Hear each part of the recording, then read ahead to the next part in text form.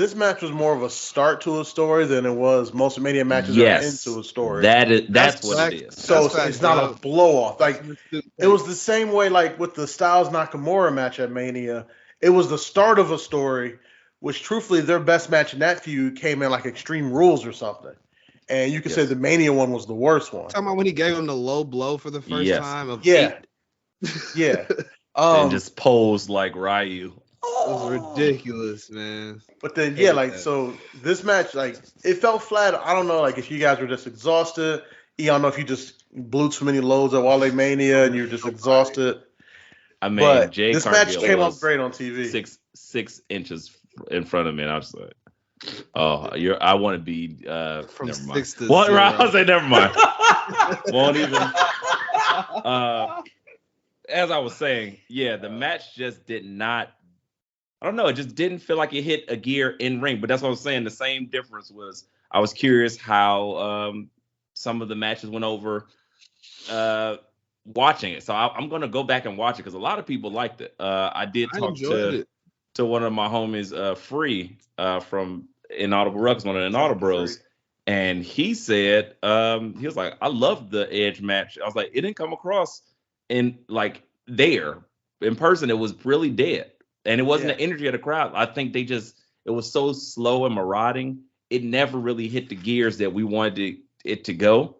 And especially when we had the ridiculousness of Johnny Knoxville versus Sami Zayn, that went over insane there. We were so live and lived for that. It was just like, that's the thing. Oh my God. The crowd cools. So if you don't have a high octane match, then, if you have something more, because the style of the match fits Edge's new character. Slow, marauding, real counter. Because like a heel will like counter everything the face does instead of like trying to do some big high explosive offense.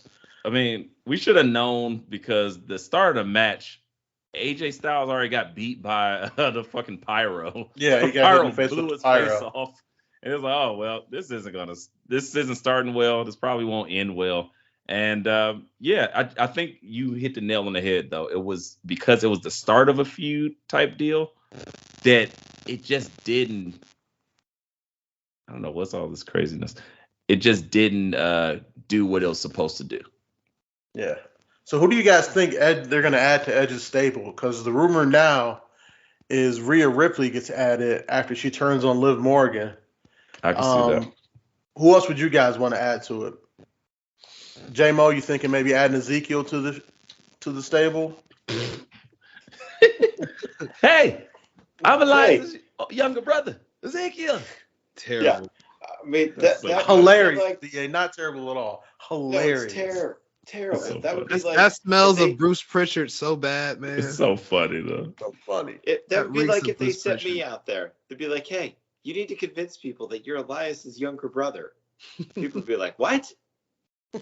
I mean, that's believable. But having Elias shave his beard and just say, J-Mo, you being Elias' brother's more I'm Elias. than Elias' brother. I was sitting there thinking, like, his face has to be so itchy. Yes. Oh, it looked bad. It looked like he just shaved yesterday. Like, the bumps was still. Ooh. I was like, that hurts. So with that Ezekiel Elias thing, do you think they're gonna have him like flip flop? Like he's gonna have like personality disorder, and he can't. No, he gonna get a lace front beard? Yeah, the beard was the whole personality of Elias. Yeah. He just come out.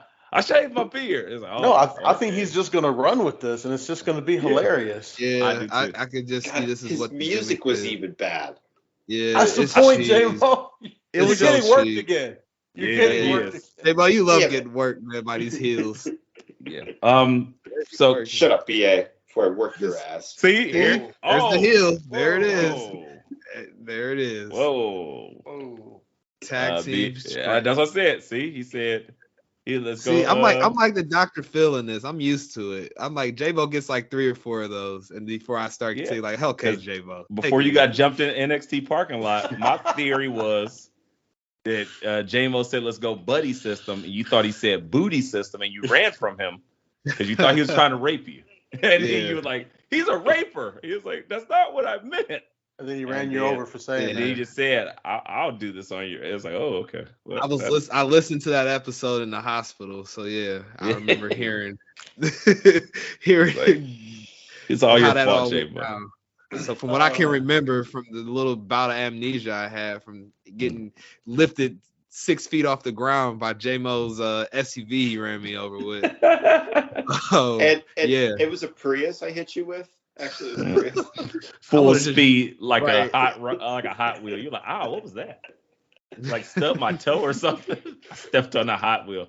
It was my Prius. Right. He hit me like how Roddy Piper hit Goldust in WrestleMania 12. That was one of the WrestleManias that came on the WrestleMania channel on Peacock. That's a thing, folks. WrestleMania has its own channel on Peacock. That was a thing. Interesting. I do want to get to, because of Monday Night Raw's fallout. There are a few things. One that's near and dear to my heart that I had to talk about. Finn Balor taking another L? I mean, to who?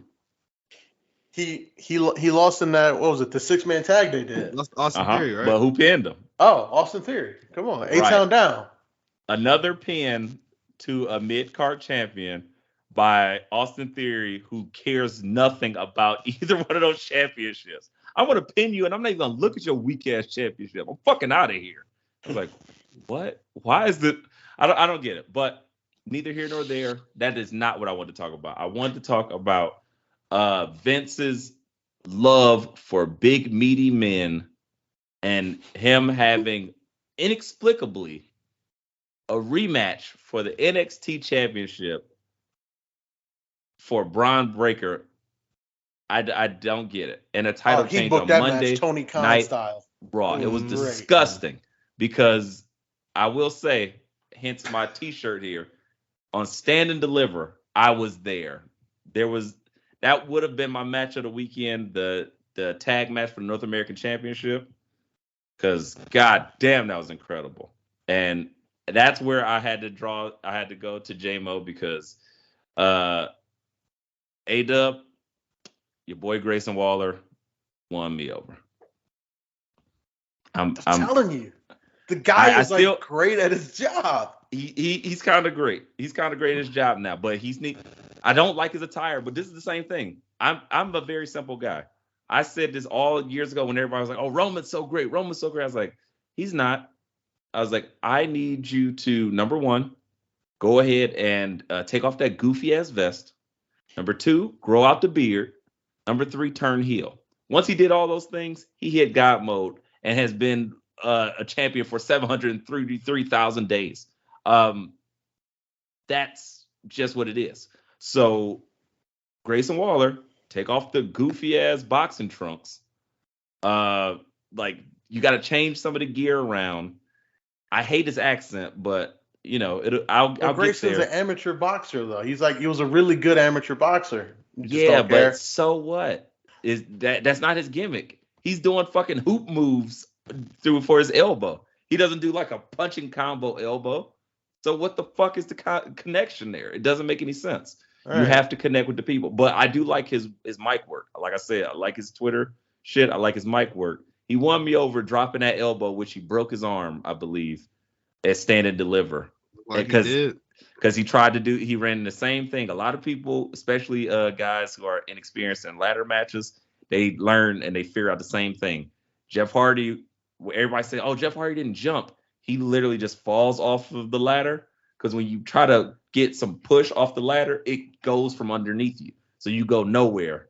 Grayson Waller tried to do his elbow off the top. He kicked off and didn't really get all the kick he needed. Once I think Carmelo Hayes moved, he literally caught his arm and it hyperextended and looked like he broke it, because now he's wearing a sling around. Yeah. And I was like, Jesus, I hope he's all right. But that was incredible. Stand and Deliver was great. Grayson's going to learn, like everybody learns the hard way, that you just have to move the ladder closer because you can't jump off of it. Right. But with that said, my second biggest pop of Stand and Deliver besides the ladder match and of course seeing Mandy and them in person. Explode. Oh. Yeah. Was the fact that I thought Braun Breaker was winning that belt, and I was disgusted. and Dolph Ziggler won it, and I got so happy. No. We all knew Braun Breaker was winning that belt. It was a foregone conclusion to the point where we didn't even discuss it. I seen it with my own eyes, and the fact that Dolph said, "You are not winning this belt back," I was so happy. When everything against all odds, Dolph won it. I went home happy. I was so excited, only to realize, wait, Braun's getting another crack at it for what? On Monday Night Raw? Oh shit, he's definitely winning. And I was like, damn. And that just it was stupid. He didn't even get the chance to do some more pomp and circumstance shit. Anything. It just was so dumb, and that killed me. So that really deflated my experience. And then for them to bring out that damn Simon Says fucking NXT championship now with the blue, green, and backing that shit is trash. So Braun Breaker, yeah, whatever. I'm a hater, I guess, because Dolph Ziggler holding that belt was fire. Braun doesn't do it for me. Same problem with Braun, same problem like you said that we had with Roman for so long. But it's not like you're getting worked the way J-Mo's been getting worked by Grayson Waller and a bunch of other people. Well, that was going to be my suggestion to bring it all the way full circle. My suggestion for the third or fourth member of the new brood is going to be Tommaso Ciampa. Now that he's coming up. Psycho Killer. I love Psycho Killer fits. Full circle. I love it. Yeah. Full circle. He'll look great in a suit.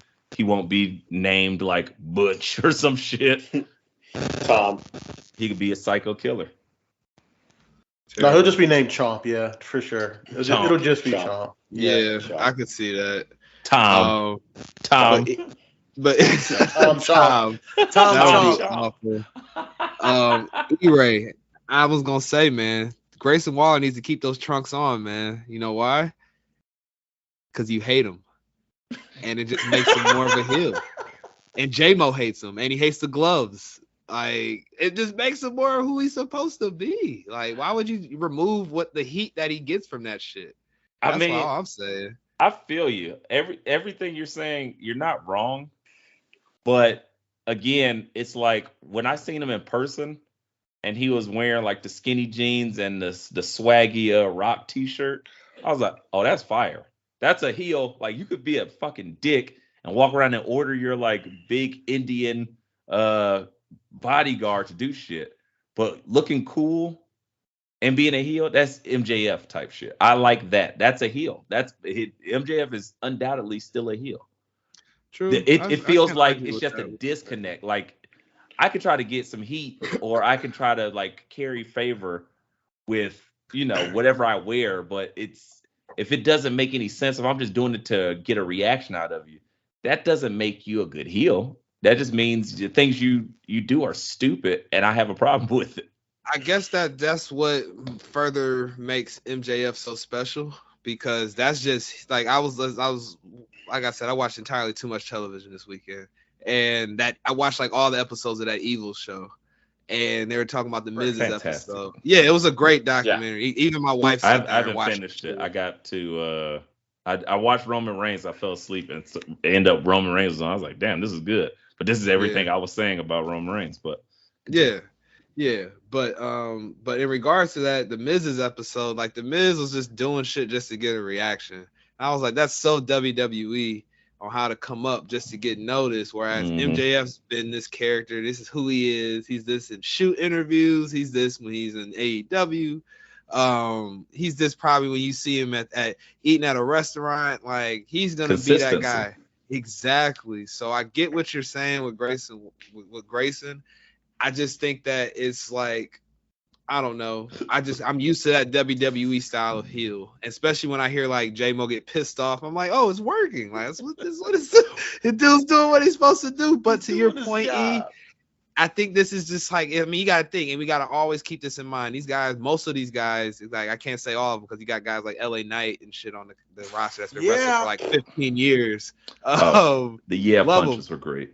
Love them. Yeah. Most of these guys are green as hell, and they're just learning how to be these people. So that just comes with the character work, man. So maybe if you walked up to him, you like, Grayson, you know what make you a better fucking heel? I should have did that. If you dress like this all the fucking time. Lose that silly ass tell a wrestler how Tommy to be Bahama shit. I'm just saying. I should have. If you guys are drinking and they think Ethan's something,